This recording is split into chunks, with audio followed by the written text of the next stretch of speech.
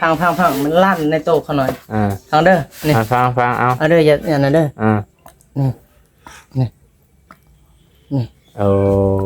มันลั่นเลยขากันไกเขาเห็นขากันไกมันลั่นดึกเห็นบ่คอยก็เป็นคือกันถ้าคอยอาปากสุดนี่มันสิดังกกหมายความว่าอันนี้ขอสิอธิบายพวกเราผู้ขออภัยเด้อเบาน้องขอสิอธิบายง่ายๆคือว่าภาษาลาวเฮาเนาะคือภาษาลาวบางส่วนนี่บ่อยากแข็งแรงในนี้บ่อยากแข็งแรงว่าง่ายมีโรคภัยไข้เจ็บแบบพยาธิว่าง่ายๆเสียบ่อยากดีในกระต้นกระโตคิดว่าหมายความว่าสุขภาพของบางส่วนนี้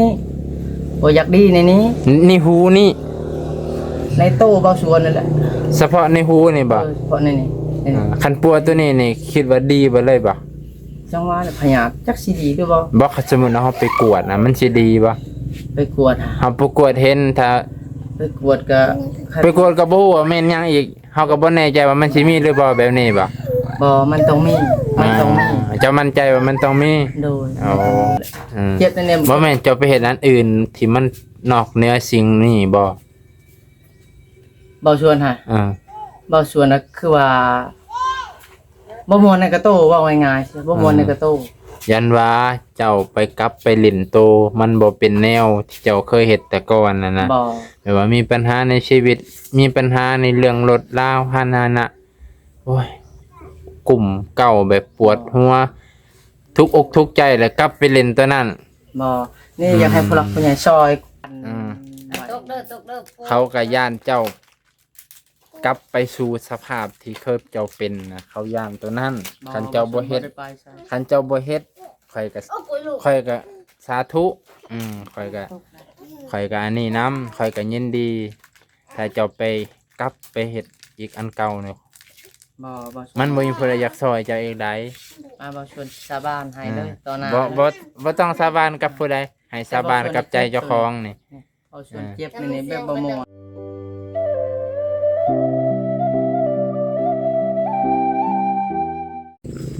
สวัสดีพ่อแม่พี่น้องบัดสุโขทุกคนสบายดีเด้อพ่อแม่พี่น้องฝากลงเส้นเก่าเส้นเคยบ่ได้มาหาเบาสวนเกือบ2 เดือนพ่อแม่พี่น้องหลังจากที่เห็นแต่เบาลาวเพิ่นลงมาเบาน้องก็เลยมาสอบถามด้วยปากเจ้าของเองพ่อแม่พี่น้องเนาะจะได้กับทักทายสบายดีไปพี่น้องขออนุญาตมือถือขนมบ่ได้เห็นอันนี้ไปพี่น้องอากาศตอนแรงๆว้าจ้ะ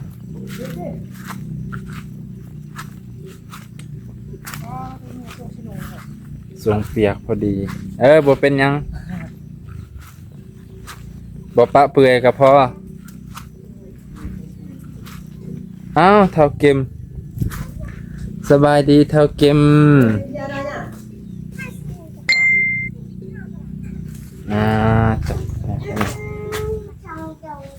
ส่งโยรบ่ใส่ส่งอีลากะเห็นยังเท่าเกม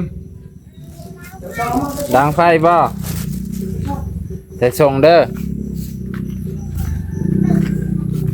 เท่าเกมดังไฟกับน้องฮะเห็นยังอยู่ไหมปะเกม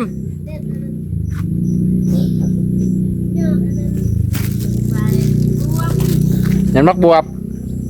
เอ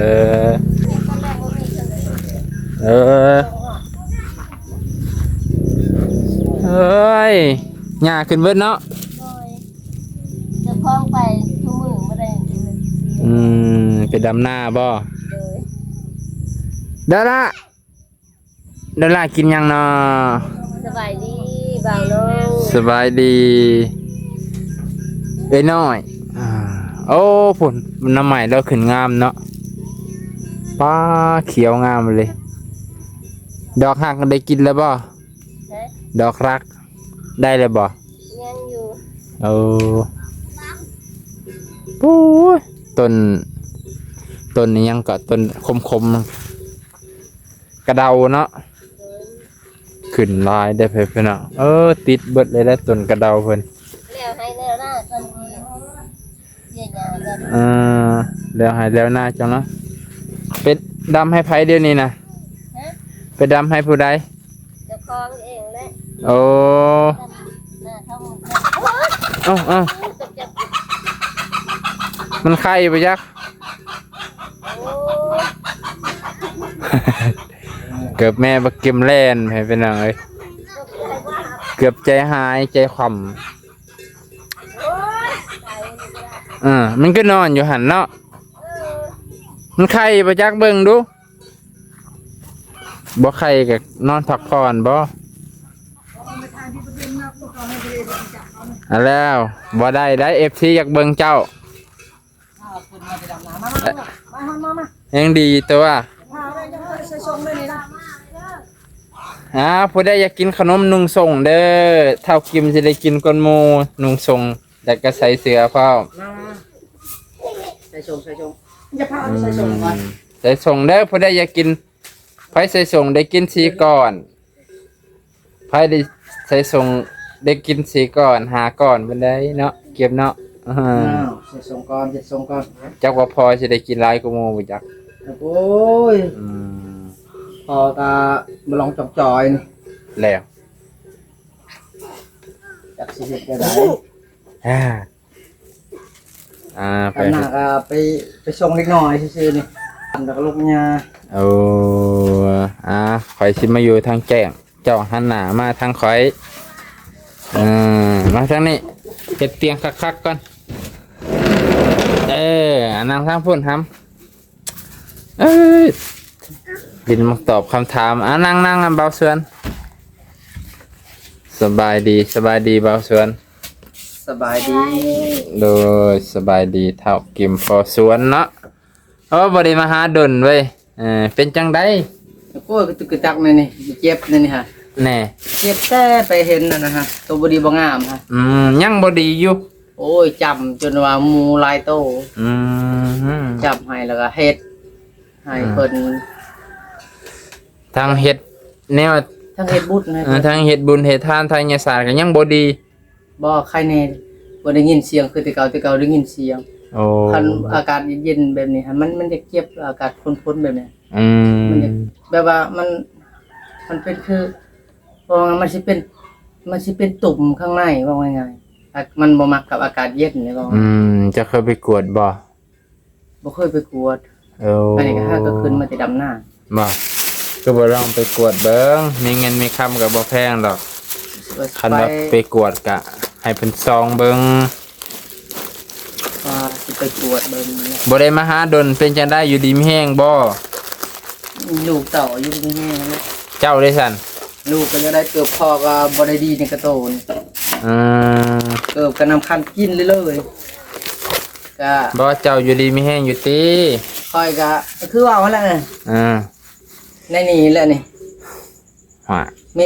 แต่นี่จักปวดเบิ่งอยู่หั่นบ่มีเงินเจ็บแต่มองกกคูเจ็บในเขานี่เลยได้นี่ในกกคูเลยก็สิเป็นนั่นเจ้าฮู้บ่ว่าค่อยน่ะค่อยไปเห็นโทรศัพท์ในถ้ำแล้วก็ได้ยินแต่เสียงโทรศัพท์คือว่าเพิ่นตบหูนะว่าง่ายๆเสียแล้วก็ได้ยินแต่เสียงโทรศัพท์แล้วก็ได้จำแล้วก็ได้เฮ็ดบุญได้ใจได้เศร้าก็ยังเจ็บก็ยังเจ็บคือเก่าอยู่เจ็บพอดีแบบทรมานโดยแบบทรมานพอดีรำคาญว่าซั่นแต่เนาะเจ็บแบบบ่แห้งแต่ว่าเพราะแบบมันมีความดันในโตเฮานะเข้าใจคือมืดแล้วบัดนี้ได้แล้วนั่นแหละสบายดีเห็นเบาลาวเพิ่นมาหมดก่อนว่าก็เลย FC ก็ว่าเจ้าเปลี่ยนแปลงไปหลายแม่นบ่รู้สึกโตบ่ว่าเจ้าของเปลี่ยนไปหลายนี่พังมันลั่นในโตเขาหน่อยฟังเด้อนี่ฟังเอาเด้ออย่านั่นเด้อนี่มันลั่นเลยขากันไกลเขาขากันไกลมันลั่นดึกเห็นบ่ข่อยก็เป็นคือกันถ้าข่อยอาปากสุดนี่มันสิดังกกคันมัน คันมันดังนั่นนี่คือว่ามันสิเจ็บนั่นนี่นะ ถ้ามันดัง แบบว่าโตเฮาเนี่ยมันแบบว่ามันเจ็บแล้วมันดันแล้วก็โตเฮาก็ว่าไงกินข้าวบ่แซ่บอยู่ก็บ่ม่วนนะว่าไงคันมันดังแห้งจังซี่ก็ คั บ่ น จะม่วน อยู่ซื่อๆมันก็บ่ดังเต้คันบ่เฮ็ดให้มันดัง บ่ได้ฮอดยามมันได้ บ่ ฮอดยามมันได้ส่วนหลายวันศีลก็มันก็บ่ได้ดังส่วนหลายมัน สิดังยามใดคันบ่แม่นวันศีล เวลาเฮาพลิกแบบนั้นแบบนี้เวลาเฮาพลิกเฮ็ดเรื่องหนักนะมันถือมันดังกรุกกลักพุ่นน่ะ อืมแต่กี้หันก็บ่ได้เป็นแบบนั้น เป็นย้อนตัวนี้บ่ที่ว่า นี่ไปกับลูกเนี่ยไปเห็นโทรศัพท์ แล้วก็ไปเห็นโทรศัพท์แล้วได้ยินเสียงโทรศัพท์ก็ถึก อืม แต่กี้ก็บ่ได้เป็นแน่ บ่ นะ พ่อแม่ FC เห็นเบาส่วนก็เปลี่ยนไปหลายแท้แต่ก่อนหน้าสดใสจิตใจเบิกบาน ก็เพิ่นหยุดไปแล้ว เดี๋ยวนี้ขึ้นหน้าตาเศร้ามองได้ครับว่าเจ้าเศร้ามองได้ โดย ผู้ซอยน่ะเพิ่นก็มองเห็นเอาแล้วเบาส่วน คือเห็ ก็ น เปลี่ยน แล้ว ไป บางส่วน ห ก็ ลา บ่ ย ได้ตัวเลย อืม เจ็บแน่ๆ บ่แม่นเจ้าไปเฮ็ดอันอื่นที่มันนอกเหนือสิ่งนี้บ่ เบาชวนฮะ อ่า เบาชวนน่ะคือว่าบ่ม่วนในกระโตว่าง่ายๆบ่ม่วนในกระโต ยันว่าเจ้าไปกลับไปหลินโตมันบ่เป็นแนวที่เจ้าเคยเฮ็ดแต่ก่อนน่ะนะ บ่ แบบว่ามีปัญหาในชีวิตมีปัญหาในเรื่องรถลาวหานานะโอ้ยกลุ่มเก่าแบบปวดหัวทุกอกทุกใจแล้วกลับไปเล่นตัวนั้น บ่นี่อยากให้ผู้หลักผู้ใหญ่ช่วยกวดตัวนี้นะเดี๋ยวนี้ฮะ เข้าใจ ตุยสีดีงามโลดคันกวดอันนั้นอยากได้ย่าน้ำเพิ่นอยากให้เพิ่น ค่อยถามก่อนหั่นแหละจังว่าเพิ่นก็อยากคู่เบาชวนเปลี่ยนไปหลายโอ้คนที่ซอยเฮาเพิ่นสิเสียอกเสียใจได้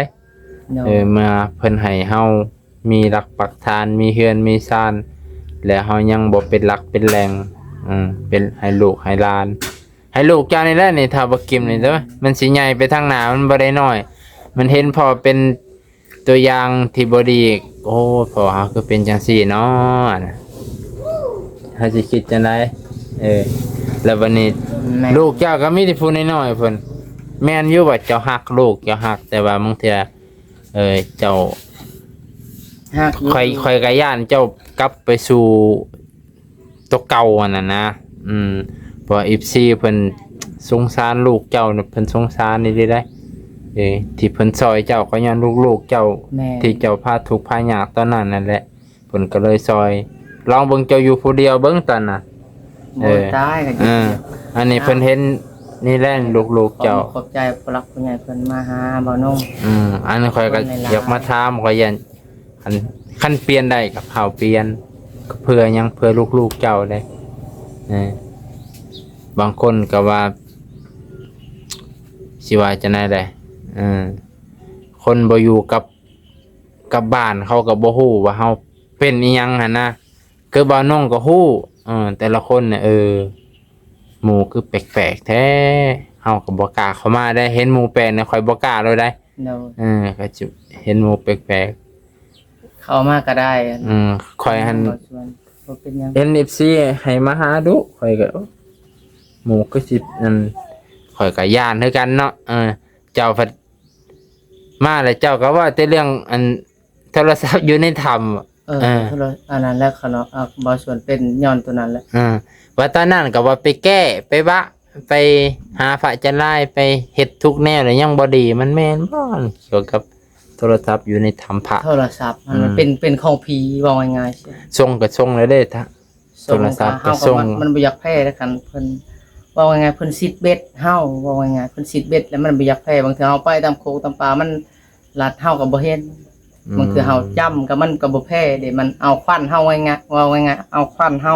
ขวัญเฮานี่ ควันเฮาอ่อนเด้คือว่าควันบ่ส่วนนี่อ่อนเด้ควันบ่ส่วนนี่อ่อนเด้ ข่อยว่าขวัญเจ้าบ่อ่อนขวัญเจ้าแข็งข่อยว่าตามที่ข่อยสังเกตมาขวัญเจ้านี่แข็งคันเจ้าสิสูบมาได้ฮอดปัจจุบันนะคันจะ เฮ็ดของหนักบ่ได้นะคลึกลักได้นี่ล่ะ แต่ก่อนเจ้ายังหาอยู่หากินแถวป่าแถวดงยังได้ นี่ไปเป็นตลอดเจือกก็ ตอนพาแม่ล่มหันบอก ครับพอดีมันถึก อืม กับตัวนั้นแล้วพอดีไปถึกบอลเจ็บ คันบ่เป็นคันว่าเป็นย้อนอันนั้นก็ดีข่อยย่านจะเป็นย้อนตัวอื่นนำหั้นนะแล้วบ่ในเรื่องรถเรื่องล่างเด้จ้ะเป็นจังได๋เพิ่นคือได้มาเอาคืน เพิ่นยึดคืนแล้วก็บ่ส่วน จักงวดที่เจ้าบ่ได้ผ่อน 2 เดือน 2 เดือนเนาะจักว่าบริษัทบางบริษัทเพิ่นอนุโลมให้แค่2 เดือนเนาะ โดย บางบริษัทอาจจะยืดให้3 เดือนนะข่อยก็บ่ฮู้ดอกว่าจักเดือนแต่บางส่วนละ2 เดือนไปเป็นเนาะ สิ2 เดือนปลายนี่แหละ หมุนเงินบ่ทันบ่ บ่ส่วนไปขายเครื่องไปขายบ่ได้ ม ไปขายไปหอดหวยแล้วมันมีแนวบ่ดีในตนในโต กลับมา บ่แม่นไปกลางคืนนี่ไปบ่ได้ไปกลางคืนนี่แล้วเฮาไปเอาตลาดนี่คันหอดหวยหอดเซ่แล้วจักสิได้เป็นสิยันญาติในตนในโตบ่ชวนนี่นะว่าว่างั้นเสีย เป็นสิย่านๆแบบกังวลย่านอีหยังไงย่านอีหยังนี่เอ้า มันเป็นในจิตใจบ่ชวนนี่แหละแนวตาบ่เห็นนี่แหละ ไหน แนวตาบ่ เจ้า เห็น ชื่อว่าตอนนั้นนะ มัน ตอนเจ้าวางแผนไว้ว่าอันใดลดเลยเจ้าเสียดแบบเพอร์เฟกต์เลยแบบว่าเจ้าเสียดแบบคักแน่นะตอนเจ้าวางแผนตอนเจ้าเสียออกรถอันเพราะออกรถเลยเจ้าว่ามีแต่แนวย่านแนวนี้มีแต่แนวนั้นแนวนี้แนวย่าน มันเป็นเขาสิเว้าแจ้งเป็นคืองูลอยน้ำก้นได้ คันหอดหวยฮอดเซ่ได้แนวนั้นได้ เป็นคืองูลอยน้ำกดบัดเฮาเลี้ยวเบิ่งบ่เห็นแบบบ่ส่วนกับผิดปกติแบบ แต่ไปเห็นตัวบ่ดีบ่งามแล้วบ่ส่วนกับผิดปกติไปกลางคืนแบบ ตอนใดตอนบ่เห็นตัวบ่ดีบ่งาม ไปเห็นโทรศัพท์มากับลูกได้เห็นโทรศัพท์ว่ามัน อันบ่แม่นตอนนั้นน่ะเจ้าดีแล้วเจ้าเห็นแล้วเด้อ ดีแล้วค่อยไปกลางคืนไปหาขายเครื่องแล้วก็ไปกลางค่ำกลางคืนแล้ว มันแบบเพิ่นลัดแบบตัวบ่ดีบ่งามแบบหนักหลอก เพราะว่าว่าไงแบบมันหลอกไปนํก้นว่าสิฮอดหวยนะ บ่แม่นเจ้าคิดไปเองบ่เจ้าเพ้อพันเจ้าจินตนาการไปหลายบ่ยะ เอาสิอธิบายเบาน้องขอโทษขออภัยเด้อหน่อยหนึงสมมุติว่าเบาน้องไปเป็นจังซี่ฮะ สมมุติว่าไปเก็บตัวใดตัวหนึ่งนี่เจ้าสิรู้สึกว่าคันมีตัว10เบ็ดเจ้านี่เจ้าสิรู้สึกในโตเจ้า เจ้าสิเป็นบางเทื่อปีหนึ่ง2 ปี เจ้าสิรู้สึกในโตเจ้านี่แบบนี้นะว่าง่ายๆสิ มันคือหยังตัวสิเบ็ด 10เบ็ดคือว่าพี่สร้างนางหาย เกาะเจ้าไว้ ก็เบ็ดบางเทื่อทึกเบ็ดถือทึกบ่วงมันเฮาบ่เห็นเด้บัดนี้เฮาก็มาลองจ้องจอยเฮาสิมาตับเอาแต่ความดีความงามอยากใส่ในชีวิตเฮาก็อยากได้อยู่ความดีฮะ ความดีตัวดีพี่งามสุขภาพเข้มแข็งก็อยากได้อยู่หักมันคือว่าอะไรเหมือนกับเฮาขี่รถจักรเฮาบ่อยากล้มน่ะโบะมาล้มบัดผู้ยังบัดขี่รถมาแต่พุ่นโอ้ยบ่ได้เจ็บดอกเพิ่นล้มซื่อๆฮะเฮาพัดไปว่าเอานั่นน่ะเพิ่นที่จริงเพิ่นเจ็บเป็นแบบนั้นนะ บ่อันนี้คือแม่นอยู่จะว่าแต่ว่าตอนเพิ่นซอยเฮาแล้วตอนนั้นเด้ตอนนั้นเจ้าคือแบบสุขภาพเจ้าก็ดีจิตใจเจ้าก็งาม แม่น คือว่าบ่มีหยังแล้วเจ้าก็ว่ากับข่อยว่าบ่มีแล้วข่อยตัดออกแล้วเจ้าว่าตอนนั้นข่อยก็จื้อ เจอ พอบัดนี้เพิ่นมาเป็นอีกมันหมายความว่าจังไดเอา หมายความว่าเจ้าหมายความว่าอันนี้ขอสิอธิบายพวกเราขออภัยเด้อเบาน้อง ขอสิอธิบายง่ายๆ คือว่าภาษาลาวเฮาเนาะคือว่าภาษาลาวบางส่วนนี่บ่อยากแข็งแรงในนี้บ่อยากแข็งแรงว่าง่ายมีโรคภัยไข้เจ็บแบบพยาธิว่าง่ายๆเสียบ่อยากดีในกระต้นกระโต คิดว่าคัน หมายความว่าสุขภาพของบางส่วนนี้บ่อยากดีในนี้ นี่หูนี่ ในโตบางส่วนนั่นแหละ เฉพาะในหูนี่บ่ เพราะในนี้ คันปัวตัวนี้นี่คิดว่าดีบ่เลยบ่ จังว่าพยาธิจักสิดีหรือบ่ บ่คันสมมุติว่าเฮาไปกวดนะมันสิดีบ่ ไปกวด เฮาไปกวดเห็นถ้า ไปกวดก็ ไปกวดก็บ่ฮู้ว่าแม่นหยังอีกเฮาก็บ่แน่ใจว่ามันสิมีหรือบ่แบบนี้บ่ บ่มันต้องมีมันต้องมี เจ้ามั่นใจว่ามันต้องมี โดย อ๋อ มันต้องมี มันต้องมีแนวแหละในหูนี่ โดย คันเอาไปกวดนะเนาะ โดย เออ นี่เนี่ยแผลต้องพบเห็นหลดในหูบ่ส่วนแต่ว่ามันเฮ็ดบ่ได้สุขภาพนี่ คือว่านี่ก็ผู้หลักผู้ใหญ่เพิ่นซอย ก็แม่ เบาน เชนเบาลาวแล้วก็เบานุ่ง ตอนนั้นเฮาก็เว้ากันเด้ อันนี้ก็ขอโทษขออภัย เจ้าสัญญากับข่อยคันได้รถจักรข่อยสิเฮ็ดเต็มที่เจ้าเว้าข่อยจื้อทุกคำ โดย แต่ว่าเจ้ากลับคำบัดนี้ เจ้าว่ามันจังได๋แหละมีแต่แนวเจ้าเว้าจังซั่นจังซี่ข่อยก็ค้าคือกัน คอยก็ผิดพลาดแล้วรถจักรก็ได้ นั่นแหละเจ้าว่า ขออภัยมันก็เพิ่นก็ยึดแล้วรถจักรอันนี้ก็ได้บ่ได้มีรถจักร ถามมันก็คิดจังไดเจ้าก็คือว่าคันว่าทำอิฐน่ะเจ้าเฮ็ดได้ได้ตลาดน้อยข่อยเห็นเจ้าเฮ็ดข่อยเฮาส่วนเปลี่ยนอีหลีแบบสู้ชีวิตอีหลีใครก็ย่องตอนนั้น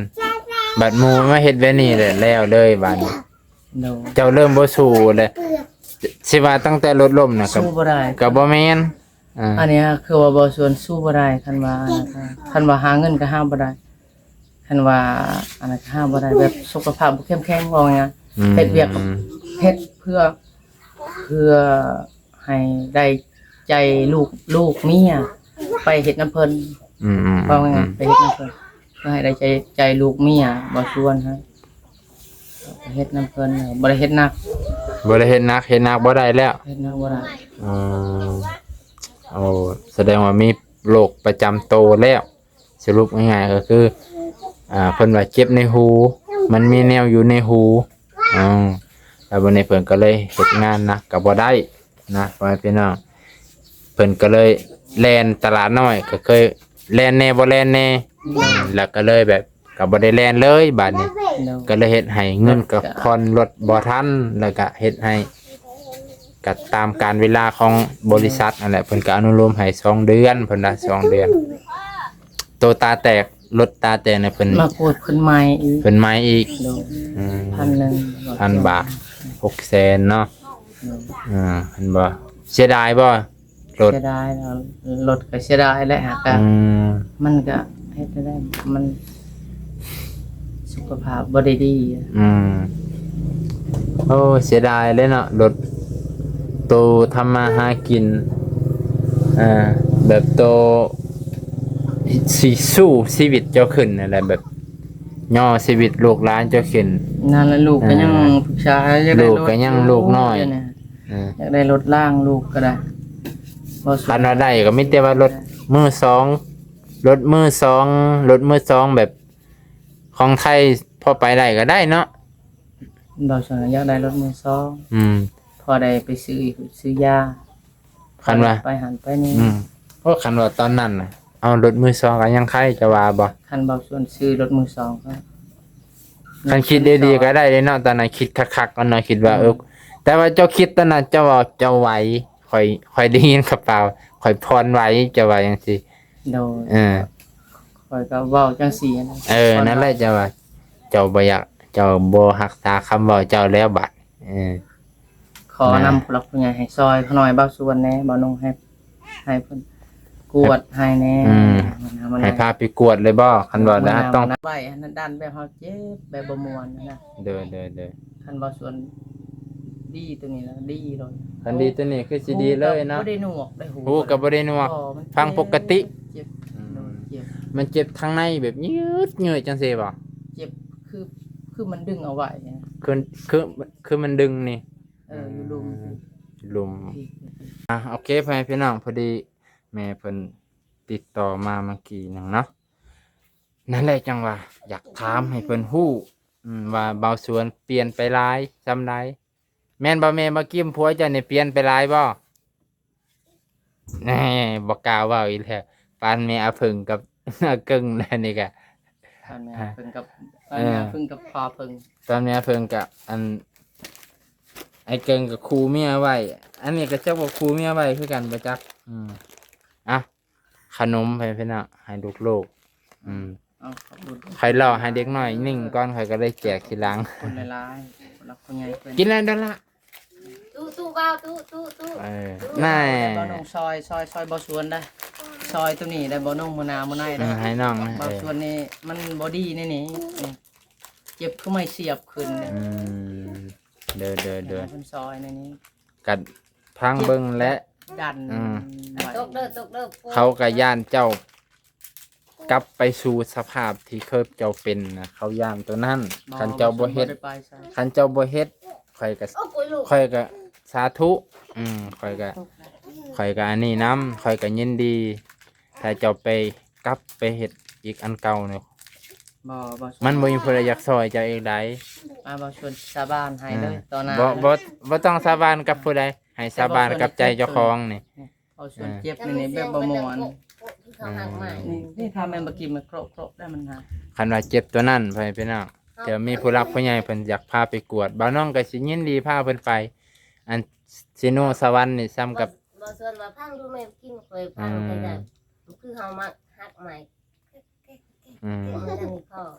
พวกอันเดะเขาว่าเอ็นกับ เอ็นคือแม่ อันนี้ยังก็เขาว่ากันไกรฆ่ากันไก่คันคอยอ้าปากแห้งเนี่ยมันสิดังกกบ่งนี่ บ่ได้ดันนี่ได้ น่ะแต่ละคนบ่คือกันเนาะก็ดีว่าเป็นหยังอันนี้ถามเพื่อให้ FC รับรู้นํกันในบ่าวสวนเพิ่นบ่ได้เล่นเพิ่นบ่ได้เล่นคือกับพ่อแม่พี่น้อง คันบ่ สงสัย คันบ่ชวนลินนี่บ่ชวนคือตะกี้คันบ่ชวนลินบ่ชวนสิบ่เบิ่งหน้าโทรศัพท์ได้ คือตะกี้ได้บ่ชวนเว้าแจ้งหรือบ่เบิ่งหน้าโทรศัพท์บ่ชวนสิลบโทรศัพท์จังซี่ได้ อย่าว่าหมู่เพิ่นว่า บ่ เอาบ่เล่นได้อมื้อนี้มื้อก่อนนี่ผัด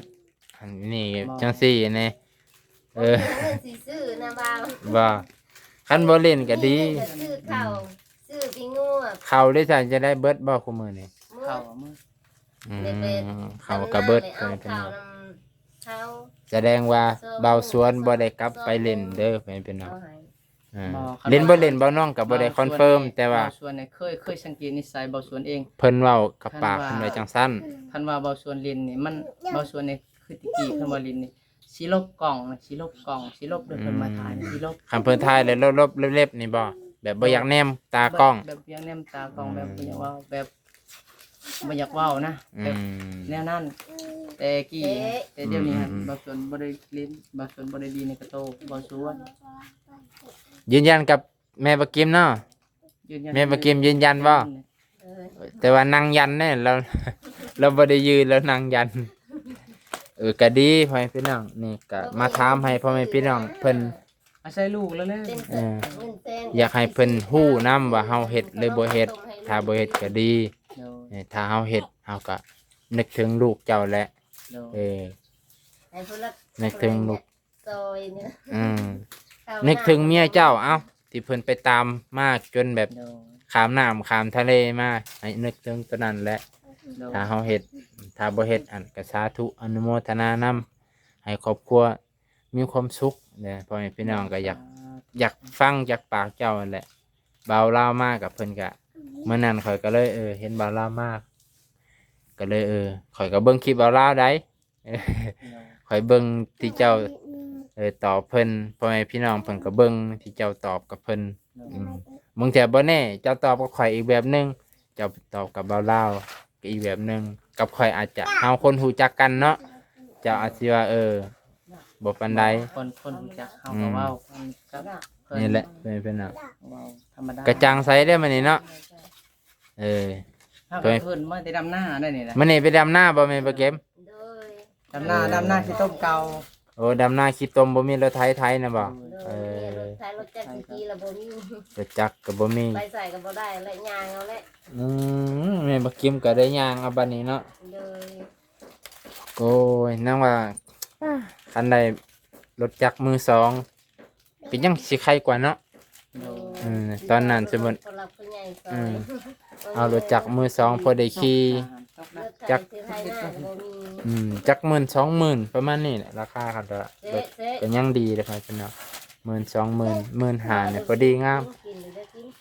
25,000มันเป็น15,000พอดีงามก็พอให้ครอบครัวเพิ่นขี่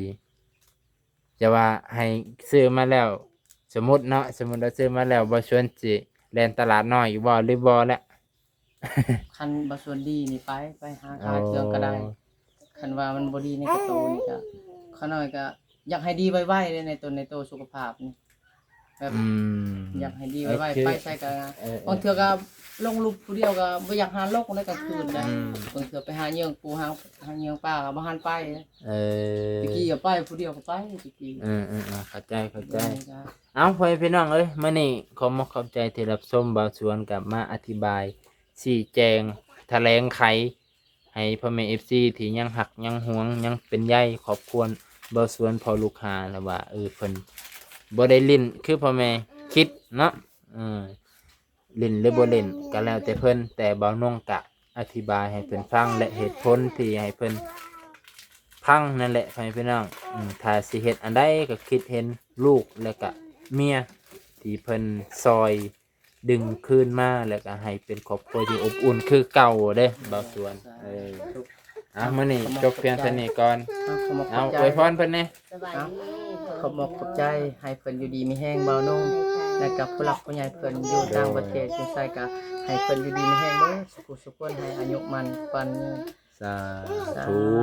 สิอวยพรให้เพิ่นเข้มแข็งโตบ่เข้มแข็งเอาสา เด้อ ผู้หลักผู้ใหญ่เพิ่นเข้มแข็งเด้อ